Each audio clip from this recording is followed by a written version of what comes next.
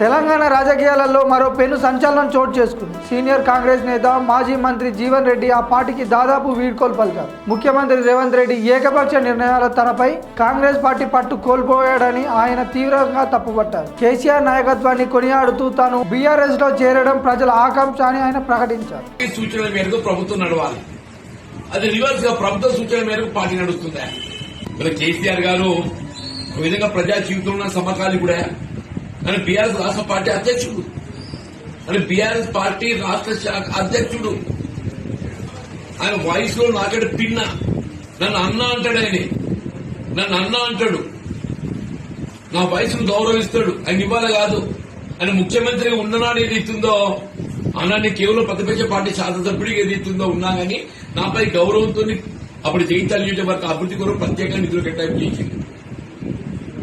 కేసీఆర్ గారు కేవలం వ్యక్తిగతంగా నా గురించి అని కాదే, ఆయన ప్రజలంటే గౌరవం, తెలంగాణ అంటే గౌరవం, నీలాగా కాదు. ఆయన ప్రజలంటే గౌరవం, తెలంగాణ సమాజం అంటే గౌరవం. ఆయన తెలంగాణ సమాజాన్ని ఏ విధంగా గౌరవించాలనేది కేసీఆర్ గారికి తెలుసు.